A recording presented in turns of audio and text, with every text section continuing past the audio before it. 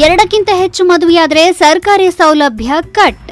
ಬಂಗಾಳದ ಬಿಜೆಪಿ ಸರ್ಕಾರದಿಂದ rough and tough rules. 2ಕ್ಕಿಂತ ಹೆಚ್ಚು ಮದುವೆ, ಮಕ್ಕಳಿಗೆ ಕಡ್ಡಾಯ ಲಸಿಕೆ ಹಾಕಲು ನಿರಾಕರಿಸುವವರು, ನಿರ್ದಿಷ್ಟ ಧಾರ್ಮಿಕ ಶಿಕ್ಷಣ ಸಂಸ್ಥೆಗಳಿಗೆ ಸೇರಲು ಸರ್ಕಾರಿ ಶಾಲೆ ಬಿಟ್ಟವರು ಅಥವಾ ಭಾರತೀಯ ಪ್ರಜೆಗಳು ಅಲ್ಲದವರಿಗೆ ಸರ್ಕಾರಿ ಕಲ್ಯಾಣ ಯೋಜನೆಯ ಸೌಲಭ್ಯಗಳನ್ನು ರದ್ದುಪಡಿಸಲು ಪಶ್ಚಿಮ ಬಂಗಾಳದ ಬಿಜೆಪಿ ಸರ್ಕಾರ ನಿರ್ಧರಿಸಿದೆ. ಸರ್ಕಾರಿ ಕಲ್ಯಾಣ ಯೋಜನೆಗಳು ಕೇವಲ ಅರ್ಹರಿಗಷ್ಟೇ ತಲುಪಬೇಕೆಂಬ ಉದ್ದೇಶದಿಂದ ಪಶ್ಚಿಮ ಬಂಗಾಳ ಸರ್ಕಾರ ಇಂತಹ ಕಠಿಣ ನಿರ್ಧಾರ ಕೈಗೊಂಡಿದೆ ಎಂದು ಬಂಗಾಳ ಸಿಎಂ ಸುವೇಂದು ಅಧಿಕಾರಿ ಹೇಳಿದ್ದಾರೆ.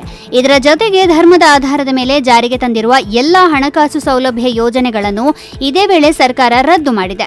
ಹೊಸ ಅರ್ಜಿಯಲ್ಲಿ ಆಧಾರ್, ರೇಷನ್ ಕಾರ್ಡ್, ಆಸ್ತಿ ವಿವರ ಮತ್ತು ಕುಟುಂಬ ಸದಸ್ಯರು ಸರ್ಕಾರಿ ನೌಕರಿಯಲ್ಲಿದ್ದಾರೆಯೇ ಇಲ್ಲವೇ ಎಂಬ ಕುರಿತು ಮಾಹಿತಿಯನ್ನು ಫಲಾನುಭವಿಗಳು ನೀಡಬೇಕಿದೆ.